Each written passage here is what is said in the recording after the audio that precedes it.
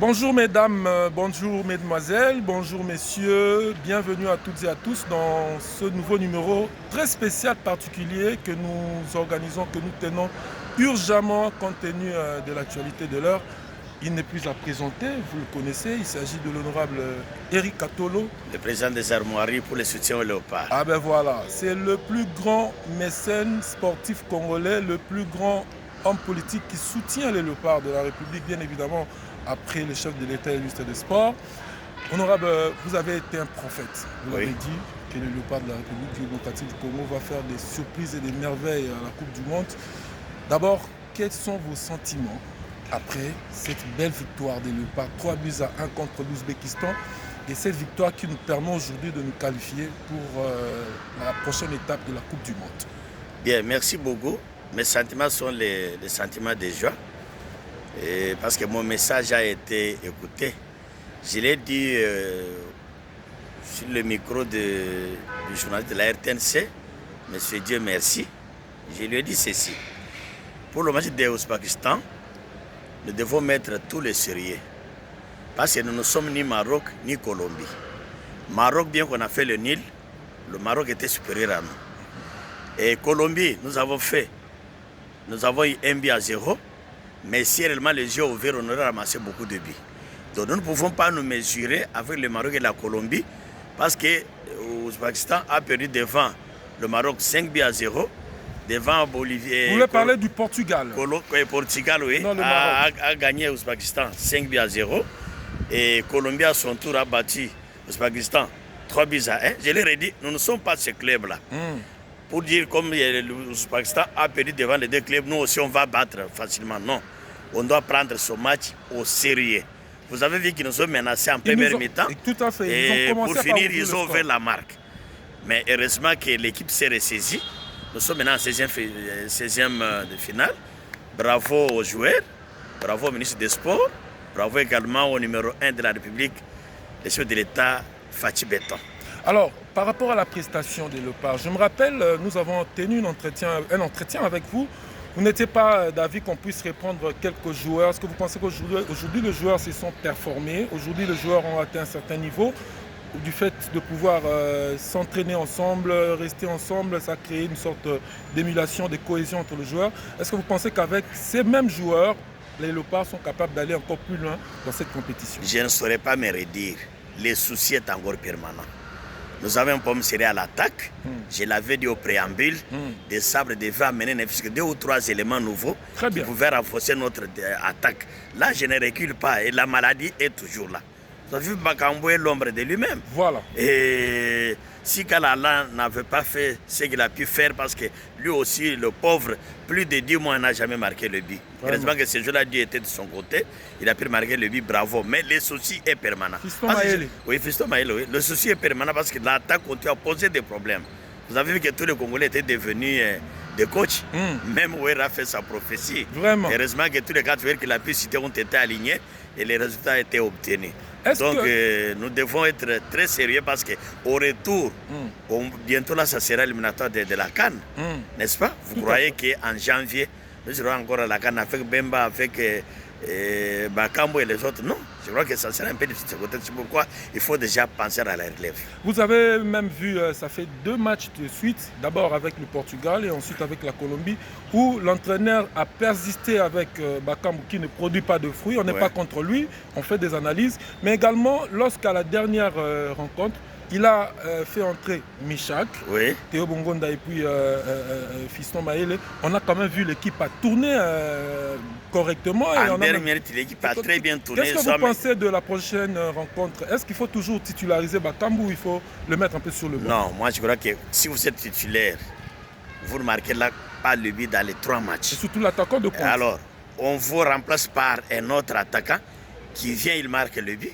Moi, je crois que c'est celui-là le titulaire. Il faut lui faire confiance. Je crois qu'il doit monter. La même équipe qui a terminé le match avec l'Ouzbékistan doit commencer le match de mercredi. Et qu'est-ce que vous pensez de la prestation de Yohan Wissa qui a marqué le premier but des Léopards dans une phase finale? Bon, c'est un garçon qui a fait son histoire. Il a fait un match formidable. C'est même le MVP de... Oui, il est parmi les buteurs de cette Coupe du Monde. Après Messi et Mbappé. Il y a aussi Alan. Lui vient aussi en 3e ou 4e position. Et c'est le Congo qui a gagné. Une fierté pour les Léopards. Une fierté pour les Léopards, une fierté pour le pays du Congo. Une fierté pour les chefs de l'État aussi. Vous avez toujours été très optimiste pour les Léopards. La prochaine rencontre, le prochain match c'est contre l'Angleterre. L'Angleterre, il faut le reconnaître et le rappeler, c'est l'équipe qui regorge aussi plusieurs stars et plusieurs joueurs de haut niveau. Il y a Henry Kane, il y a Rashford avec le Barcelone, il y a également Golden qui vient d'adhérer au Barcelone, mais également il y a aussi tant d'autres joueurs qu'on ne pourra pas tous les citer. Est-ce que vous pensez que ça sera un match quand même facile pour les Léopards? Vous savez, pour l'instant, nous pouvons dire que la peur est terminée. Nous sommes allés dans cette Coupe du Monde avec beaucoup d'hésitation. Maintenant, là, nous commençons à croire. Vous savez que mes veuves ne font que m'appeler. Oui, on va y arriver, ne vous en faites pas. Alors, non, le Ghana s'est imposé, a fait match nul contre l'Angleterre. Le Ghana, il a décidé où est la différence. Donc, nous allons produire un jeu cohérent. Nous allons avec la même détermination. L'Angleterre doit se préparer en conséquence. Au cas contraire, il va retrouver les Léopards sur son chemin. Il faut rappeler qu'ils avaient perdu contre le Sénégal 3-1, alors que nous, avec dans le Sénégal... un match amical, et puis nous, avec le Sénégal, il n'y a pas de commentaires. On connaît que c'est nous qui avons dit au Sénégal, pas le maximum de points au Maroc. Donc nous sommes disponibles à affronter cette équipe avec beaucoup de rigueur. Et s'ils ne font pas attention, en tout cas, je crois que Dieu sera de notre côté ces jours-là. Vous avez organisé une grande activité, au-delà de votre casquette de politique, de mécène sportif, mais également en tant qu'homme de grand cœur, avec un grand sens d'humanisme. Vous avez été voir les vieilles dames, même les hommes des vieillards, toujours dans l'optique de pouvoir soutenir les Léopards et arracher auprès de ces personnes de troisième âge une sorte de bénédiction pour le Léopard. D'abord, dites-nous d'où vous est venue cette initiative, cette idée, pourquoi en cette période et qu'est-ce qui vous a vraiment poussé à pouvoir adhérer à cette démarche-là? Je suis sportif de naissance et c'est depuis mon jeune âge que moi j'aimais le sport.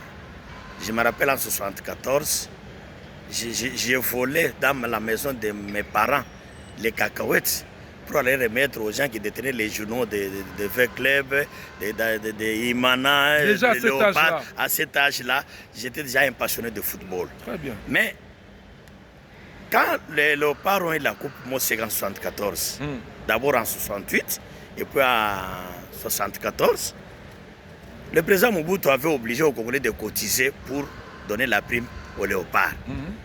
Parmi les cotiseurs, il y avait aussi les veuves.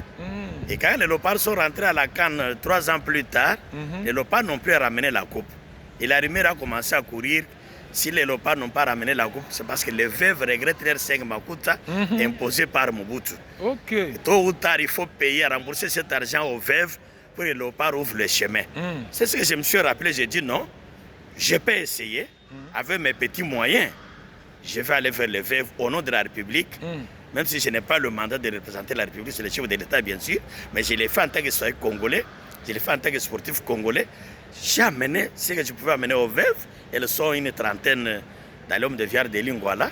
Chaque veuve se retrouvait avec une enveloppe. À l'intérieur, elle pouvait s'acheter du café, du thé, du pain, du savon. Je ne peux pas dévoiler ce que moi j'avais mis dans l'enveloppe. Et voilà aujourd'hui. Et vous savez, quand nous avons joué contre le Maroc, les mêmes veuves m'ont appelé. Contre le Tunis, Maman Cécile, leur directrice. Contre le Portugal. Contre le Portugal. Elle m'a appelé, honorable. Vous avez vu, c'est nous qui avons donné le billet à Ouissa. La dame l'a dit ça. Avant-hier, à 3h du matin, quand nous avons gagné l'Ouzbékistan, Maman Cécile m'a appelé à 3h. C'est pour dire que ces veuves suivent ce match-là. Leurs cœurs sont ouverts. Voilà l'une des contributions de Katolo pour le développement de notre football, pour l'avenir de notre Léopard, pour les chances de notre Léopard. Est-ce qu'on peut dire qu'aujourd'hui, cette bonne prestation des Léopards, c'est aussi grâce à ces dames que vous avez contactées, vous avez offert un don des présents, c'est aussi grâce à leur bénédiction que le Léopard aujourd'hui est en train de réaliser ces bons résultats? Que voulez-vous? Quand vous donnez à une veuve, même un Lékouta ou un veuf, un Lékouta, Dieu prend ça en considération. Et nous avons dit, les Congolais, nous sommes autant de millions. Chacun doit prier son Dieu pour donner les chances aux Léopards. Très bien. Alors, parmi ceux qui ont donné les chances aux Léopards, c'est mon action. Ce sont les veuves qui ont ouvert leur cœur. Ils ont jeté la salive sur le sol pour dire, honorable, ce que vous avez fait, c'est très bien. Demandez à ces enfants-là, ils vont prendre cette coupe. Dès qu'ils prennent cette coupe, qu'ils viennent ici nous dire merci parce que nous avons ouvert le cœur, ils vont gagner. Je peux dire que j'ai contribué aussi. Honorable, vous avez réalisé quand même quelque chose de louable parce que du point de vue du sens de l'humanité, c'est quand même quelque chose qu'il faut encourager. Mais est-ce que vous avez reçu quand même un soutien de la part des autorités, de la part des décideurs? Parce qu'il faut reconnaître que ça demande de moyens. Aller voir ces dames, mettre quelque chose dans l'enveloppe, remettre des dons, des présents. Il faudrait que vous soyez quand même soutenu financièrement. Est-ce que vous avez quand même été aussi appuyé par les décideurs? Non, c'était mes moyens personnels et les cotisations des membres de ma structure. Nous nous sommes concertés.